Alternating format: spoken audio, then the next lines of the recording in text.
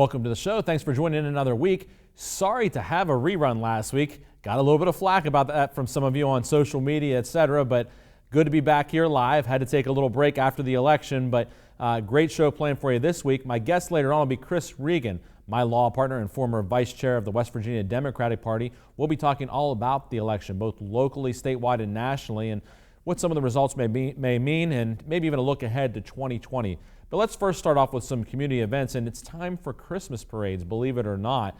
When we get into November and start getting closer to Thanksgiving, these parades start rolling around. They're one of my favorite things each year. See so many kids in the parades and see kids watching the parades, and their faces light up when they see the different floats, when they see Santa Claus at the end. And this Friday night is the Wheeling Christmas Parade, always a big one, and through downtown Wheeling through the years, and see so many familiar faces, but also some new ones each year. And then on Saturday will be the Moundsville Christmas Parade. That'll be on Saturday in Moundsville. And then Sunday is the St. Clairsville Christmas Parade, a little bit earlier in the evening, late afternoon, early evening in St. Clairsville. And if you're feeling up to it, next Saturday, the 24th, is the Pittsburgh Christmas Parade. That's in the morning, and that's always a fun one. It's a obviously bigger city, a lot of big-time floats. Not quite Macy's, but it's a big one. And I've gotten to be familiar with a little bit. Our firm, my law firm, Bordas and Bordas, sponsors all four of these parades and has a float in each of them, and really gotten to enjoy that. We'll have some musical entertainment on our parade this year, so on our float, so don't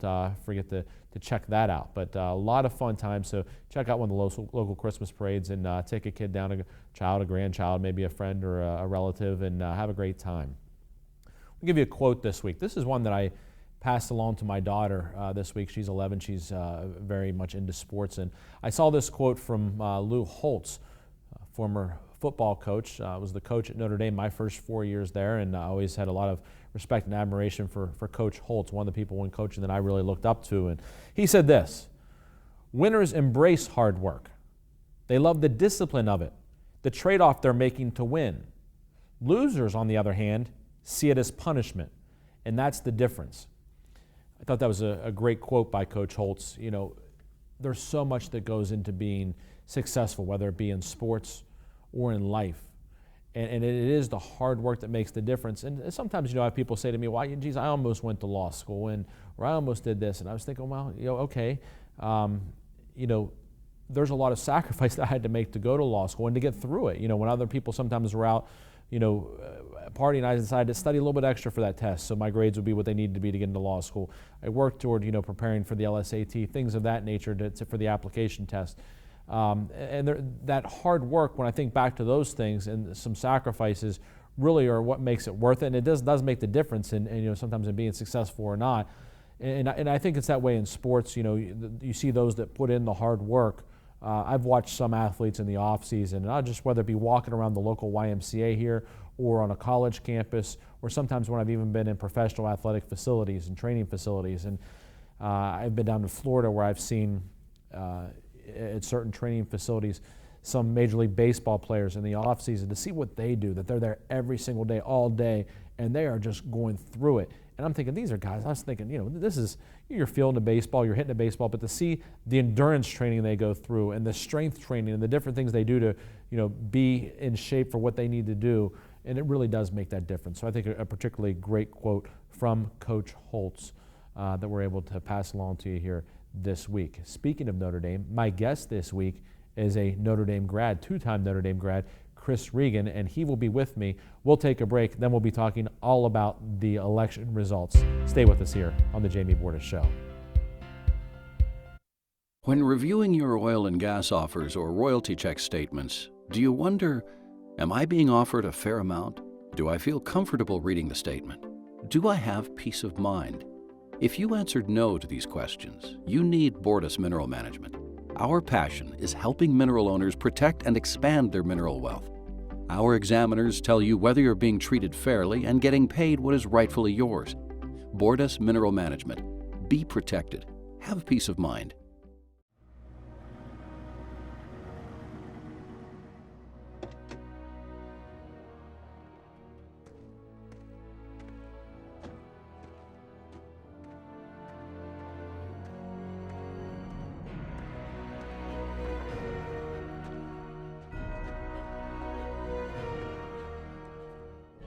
recommended by the highest authorities. Danoon Lumber. Looks like a bad one's coming. Yeah, right?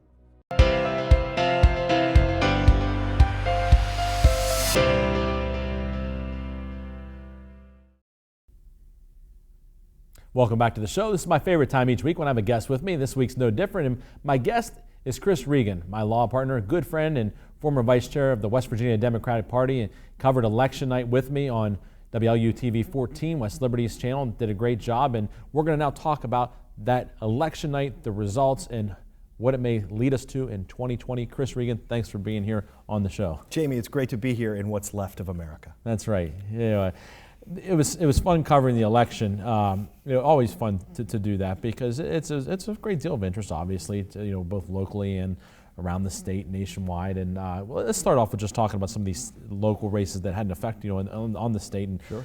Of course, maybe starting off with the first state Senate district here in West Virginia with Bill Ehlenfeld with a big win over the Senate Majority Leader Ryan Fearns. Yeah, an extraordinary a bump or situation in Ryan Fearns' career. He had been a Democrat.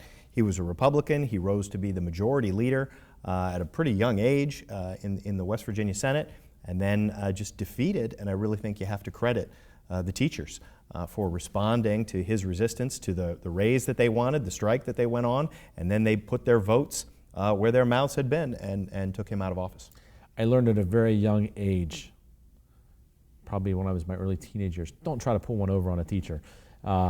You try, they're going to get you every time. And, the Republicans really tried to shift the story and to say, hey, look, we got the teachers this raise. We were in charge. They got a 5% raise under our watch, and it looked great for us. And the teachers didn't forget how that went, and that they had to, go on strike to force that to happen, and that there was so much resistance even when they were on strike until they finally just persevered by winning over public opinion, and the legislature basically had to give in and do the right thing. Yeah, that's right. I mean, and worked and didn't work. I mean, all the Republicans went with that strategy of taking credit for the thing that teachers made them do with the strike. And it didn't work here in Ohio County, but a number of the Republican senators were reelected. And so I think there may be other parts of the state where that message didn't quite get through. But here in Ohio County and also in Charleston, I think people were paying a little bit closer attention and did not believe that Ryan Fearns had ever wanted to give that raise. It was that he was forced to give it because the teachers were on strike and the schools were closed and people were going crazy. I think you make a good point, Chris. Here in the Northern Panhandle, education has always seemed to take a higher priority than maybe other parts of the state of West Virginia. Our school bond levies tend to pass here, where sometimes in other parts of the state they don't. Our success in our schools is greater. You see, like the Wheeling Park High School speech team, 3 decades worth in a row of winning. 39 in a row. It's just unbelievable. So, a lot of, credit goes, I think, to our educational system, and to the people in this area understand that education is important. But so that may have been some of the difference there. But what does this mean now going forward for the political career of someone who loses and is out of office? It's not like, hey, I'm running for a different spot and I'm still got this office if I lose. I mean, Ryan Fearns now out of elected office. That's right. I mean, so, you're going to be waiting at least, 2 years for another opportunity, and we'll see if he seeks to run for McKinley's seat, if he tries to get into the House delegates. He used to be in the House delegates. He could try to go back there. He won't be able to run for Senate because Ryan Weld, the Brooke County seat, will be up, and unless he moves, he won't be eligible to run for his Senate seat. So he's going to be up in the air. But what I'm excited about is what's Bill Ehlenfeld going to do? He's an extremely promising young leader. He ran a great campaign. He's really well connected to the education community, but he is going to be in the minority down there, so it'll be exciting to see if he can build some bridges and get some accomplishments, because we spend so much time in politics on the election and who's going to win and who's going to win. But what about what now it's time to do? And I'd like to see, I think Bill Ehlenfeld will be able to get some things done. One of the other big stories on election night, I think, when you look around the state and the local area contributed to this, were some gains made in the House of Delegates as well by the Democratic Party. Big losses in 2014 and 16, but now gaining some seats back. You guys like Randy Swartzmiller in Hancock County flipped a seat from Republican to Democrat. Lisa Zukoff, winning, allowing the Democrats to maintain 2 seats in Marshall County. You look up and down the Panhandle from, Hancock, Brooke, Ohio, and Marshall counties, and basically, Democrats either held serve or picked up a seat, as I said, with Randy Schwarzenmiller. Yeah, I mean, it was a wave nationally for Democrats, picking up almost 40 seats now in the U.S. House of Representatives. The wave sort of washed up in Jefferson County, where there were 2 or 3 different flips towards the Democrats, and they got a total of 5, as you point out, picking up 1 here in the Northern Panhandle, another down in Greenbrier County. So, there's some movement. They were down, I believe, 14 seats in the House. They're now down 9. So that's kind of the incremental way that the Democrats are going to have to erase their deficit in West Virginia, because they're not going to get it all back in one bite. Speaking of which, Chris, talking about around the state, you mentioned Greenbrier County, the Eastern Panhandle, Morgantown, a lot to be talked about there. All 5 delegate seats won by Democrats, and you might normally expect that around the country in a college town, but we haven't really seen that here in West Virginia, in Morgantown, where our university is, and this time 5, and that may give some signals toward what could be happening to a degree in West Virginia toward 2020. Not just that, but it's a microcosm of the country. The Democrats gained a net 5 seats, but they actually lost some of their sitting delegates and picked up some more new ones, and most of them were in the urban and metro areas that we have in West Virginia. And that mirrors what's going on nationally, where the Democrats cleaned up in the cities and in the suburbs, but are getting deeper and deeper into darkness when it comes to rural America. And West Virginia is the same way. We used to have some rural areas that were heavily Democratic and were represented by Democrats. Those are kind of fallen by the wayside, and Democrats are more and more concentrated in our cities and suburbs. Chris, we're lawyers by trade. Let's talk about the West Virginia Supreme Court. A lot of attention to the West Virginia Supreme Court in the months leading up to the election itself. And of course, Evan Jenkins, Tim Armstead, the 2 individuals that were appointed by Governor Justice to fill the seats of Justice Ketchum, Justice Davis, were elected to those positions permanently. Tim Armstead for a 2-year term to fill out Justice Ketchum's seat, and then Justice Jenkins elected to a 6-year term for the remainder of Justice Davis's seat. These are normally 12-year terms for people that don't know that. Long time when you're elected to the West Virginia Supreme Court. It's not just a 4-year deal or a 6-year deal, it's a 12-year term. Yeah, and I think the story there is that you can take the partisan designations off the ballot, but you can't take partisanship out of the election. Of course, Justice, after switching to Republican, appointed 2 Republicans. Highly partisan Republicans in their previous position of Speaker of the House of Delegates and Congressman and Senate candidate, and Jenkins and Armstead. He appointed Republicans to fill the seats of Democrats, and then they ran as a team on basically the Republican platform of we are the Trump guys who are going to go in there and clean up the Supreme Court. So the elections and the campaigning remains partisan, even though they've taken those labels off the ballot. Yeah. So interestingly, earlier this year, we had a Supreme Court that consisted of 3 Democrats, 2 Republicans. Now, the opposite. Exactly. The only Democrat left on the Supreme Court right now is Margaret Workman, of the 3 that had constituted a majority earlier this year. And now we're going to have the law-free seat. I would anticipate, he's resigned, so his seat is now going to be filled. What will Justice do?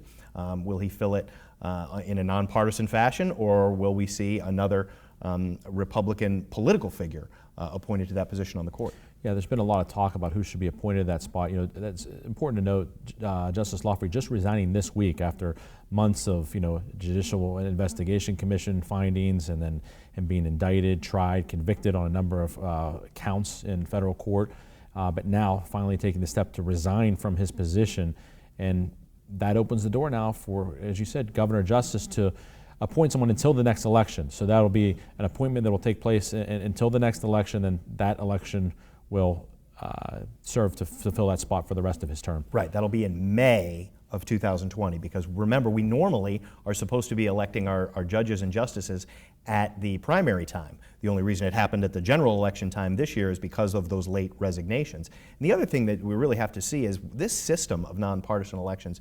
We had 10 justices. You remember looking at your ballot, I'm sure. 10 names on each side of the ballot. And we have 2 justices with about in the 20s and 30% range. You become a justice. So do we need a runoff system? Or should we continue to have justices whose plurality is so limited? Well, it is troubling when you see one spot won by somebody that got 25% of the vote or so. I mean, 75% of the people wanted someone else. Well, exactly. Exactly. That's troubling. Right. I mean, it's interesting. I know it's far afield, but I mean, maybe a ranked choice voting needs to be implemented where you can have the instant runoff, where people not only say, okay, this is my first choice, but they say, here's my second, third, and fourth choice. And then, if nobody gets a majority, you can use those ranked choices to get to a point where the most popular person is actually chosen, as opposed to the small pluralities that we saw in this last round. Wouldn't it be nice if we could get to a point where the most qualified person was chosen instead of the most popular? Well, that'd really be a revelation, Jamie, but we're a long way from that right now. We need to take a break. When we come back, we'll take a little bit of a look at the national scene with respect to this election. Stay with us here on the Jamie Bordas Show.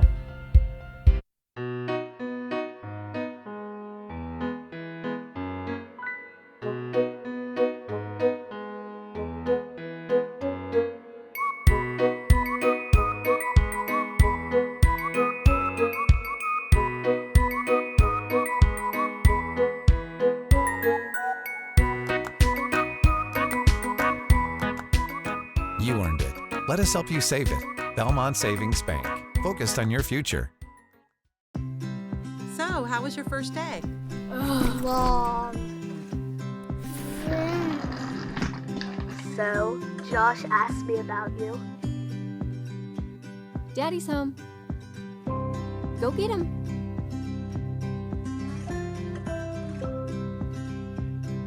For your home, for your life, for more than 50 years. The Hardwood Specialists. Denoon Lumber.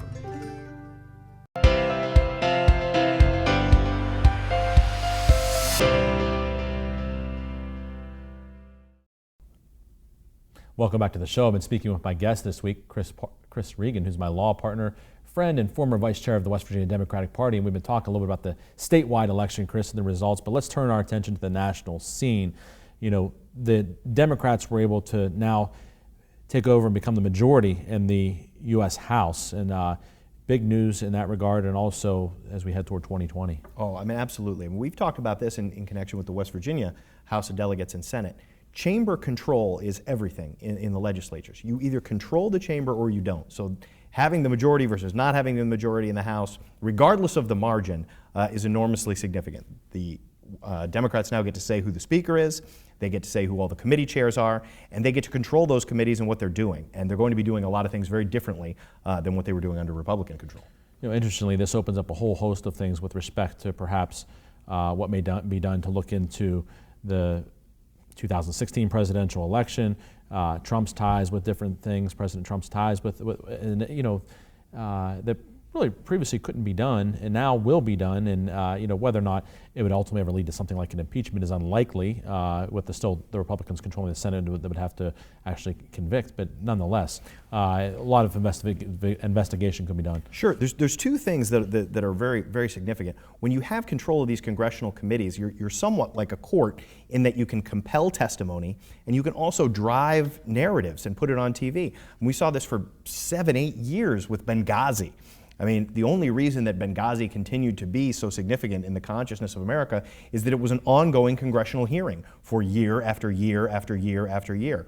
Well, the Democrats now control those levers to say, when Ryan Zinke, the Secretary of the Interior, is taking his wife on private jets for vacations all around the country, they can call attention to that. If the president's businesses are profiting from his dealings with Saudi Arabia and other foreign countries, they can shine a light on that. They can subpoena documents and compel testimony, put people who are both from the administration and out in regular life in the chair to talk in front of the American people and get all that stuff on the news. And it can be very difficult. It will be very much more difficult for the president's administration than it has been in these first 2 years when the Republicans were basically like, nothing to see here.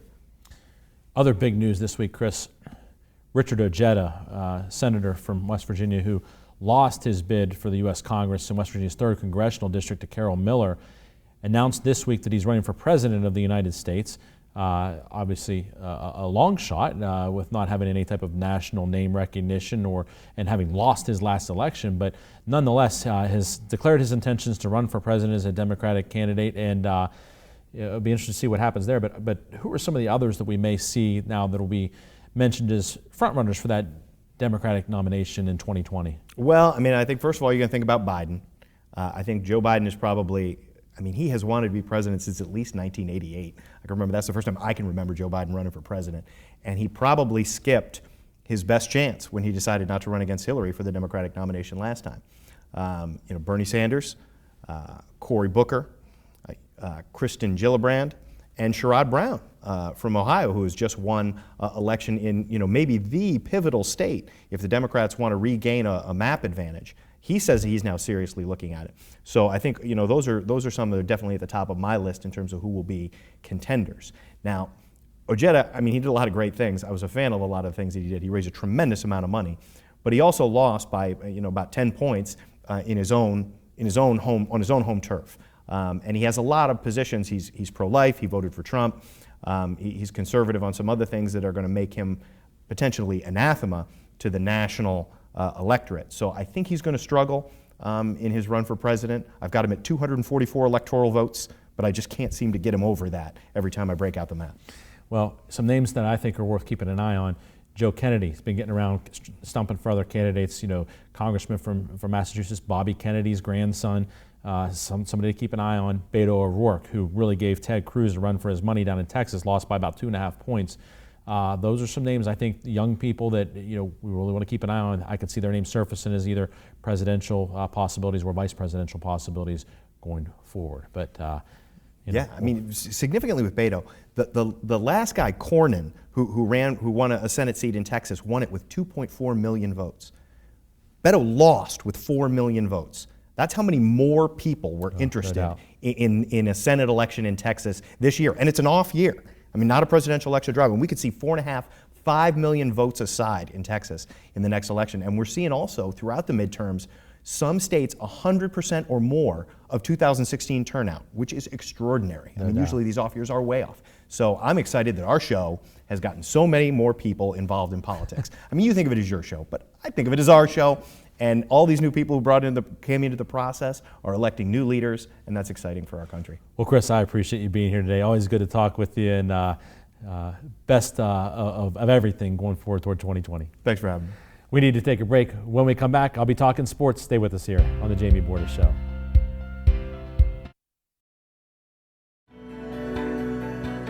People in nursing homes are some of the most vulnerable members of our society. They're there because they can't take care of themselves. Those facilities have a duty to take care of our loved ones, and when they don't, it's important they're held accountable. We've not only collected record results against negligent nursing homes, but more importantly, we've helped so many families get the answers and closure they so badly needed. Bordas and Bordas, fighting for justice.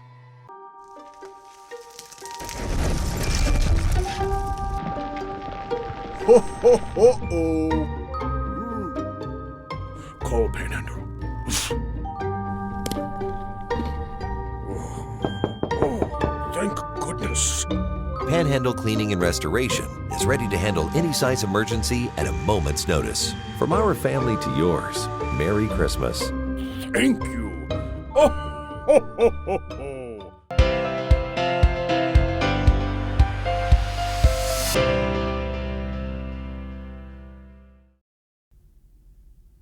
Welcome back to the show. It's time to talk sports, and my friend Tony Robinson here at WTRF did just remind Chris Regan that it does still say the Jamie Bordas Show up here on the wall, but we'll see what we can do for Chris in the weeks to come. But let's talk about sports. Let's start with Pittsburgh. And the Steelers, a huge win over the Carolina Panthers. I mean, really got after Cam Newton, getting him on the ground 5 times with sacks, and it's a guy who'd only been sacked something like 7 times all year. Another strong performance for the Steelers, who kind of have things rolling now. Big Ben looking good, James Conner looking good, the defense looking good. But what there will not be is Le'Veon Bell, who did not show up for the Steelers this week, did not report by the Tuesday deadline, and that means he will not play this season for the Pittsburgh Steelers, will not play for anyone this year. And we'll talk about that in just a moment. The Steelers will face the Jacksonville Jaguars this week. And Jacksonville's been kind of reeling, but they worry me. They kind of had the Steelers' number last year, winning twice, including knocking the Steelers out of the playoffs at Heinz Field. I think the Steelers win this one, but it's really close. I think we'll be sweating. I think it'll go down to the wire. But the Steelers come away with a close win this week. And again, no Le'Veon Bell. And I want to talk about that for just a moment. People talked a lot about how Le'Veon Bell is held out. He hasn't shown up. He hasn't reported. He hasn't done all these things. It's important to remember he's not under contract. He played out his contract with the Steelers. I hate this franchise tag in the NFL. It's got to go away. Basically what it means is you can play out your contract, and the Steelers or any other team who have the rights to you, in this case the Steelers, can say, boom, we're tagging you. You can't play for anyone else. If you're going to play, it's got to be for us for this price that the NFL has set. It's ridiculous. Players should be able to play for who they want to play for, not a one-year deal where they can get hurt and this team basically owns you for that year. And they did it to him. Remember, he played last year under the franchise tag. Then they tagged him again this year. If you want the guy, come to a long-term deal with him. If not, let him go somewhere else. The NFL needs to get rid of this rule. Le'Veon Bell was not under contract. He had no obligation to show up to the Steelers, and that's why he didn't. He felt like it was in his best interest, the best interest of him, his long-term future, and that's why he did that. So I don't fault him for it, but hopefully the Steelers can still do great without him because James Conner is playing extremely well. Let's go get a Super Bowl ring for the Pittsburgh Steelers. Let's move on to college football and set up your Saturday for you. At noon, number 10 Ohio State at Maryland on ABC right here on WTRF. Ohio State better get it figured out this week because next week they have Michigan. I think they'll start to head in the right direction. Ohio State will win comfortably, but they've got to get some things figured out before that Michigan game. Then at 2:30, number 3 Notre Dame versus number 12 Syracuse on NBC. That game will be played at Yankee Stadium. Ian Book should be back at quarterback for Notre Dame. Last week had a rib injury. Brandon Wimbush played, looked okay in the first half, 3 touchdown passes, but really struggled with a couple interceptions in the second half. Syracuse playing really well. They're up to number 12 in the country. I think Yankee Stadium favors Notre Dame. Look, everybody comes into Notre Dame Stadium and they play their best because they're playing historic Notre Dame Stadium. Notre Dame's used to being there. This is a historic place now for Notre Dame to go into. They go into Yankee Stadium, they'll play their best. Notre Dame by double digits in this one. Then at 3:30, number 9 WVU at Oklahoma State on ABC right here on WTRF. This is a game that's worried me all year long. But Oklahoma State now coming off that close loss to Oklahoma. They went for 2 at the end of the game, didn't get it. Will Greer's been sharp for the Mountaineers. I think WVU wins and by a bigger margin than most people think. I think WVU gets a big win setting up that Black Friday showdown with Oklahoma in Morgantown. At 8 o'clock, right here on WTRF ABC, number 24 Cincinnati at number 11 UCF. And all UCF does is win football games. Undefeated again this year. College game day is going to be there for the first time. I think they remain unbeaten, kind of giving the playoff committee a little bit of a headache, but not much because everybody knows they really haven't played a schedule. Give you a couple upset specials this week. Arizona over number 8 Washington State. The late game, 10:30 on ESPN. Khalil Tate's gotten healthy. Their quarterback, he had 5 touchdown passes against Colorado last week. They pounded Oregon the week before, who was ranked number 19 in the country. They're playing good football. I'll take Arizona over Washington State. And this one I struggled with, but I'm going to give it to you anyway. Duke over number 2 Clemson, 7 o'clock on ESPN. David Cutcliffe, the Duke coach, he coached both Mannings. He coached Peyton as the offensive coordinator at Tennessee. He was the head coach at Ole Miss when Eli Manning was there, has really turned that Duke program around. I think they shocked Clemson in Death Valley. Duke over Clemson. Really sending things into craziness for the College Football Playoff Committee last week, who had an easy task this week when everything held par. We'll see what happens. We'll take a look at it next week. Thanks for joining in. We'll see you next time on The Jamie Bordas Show.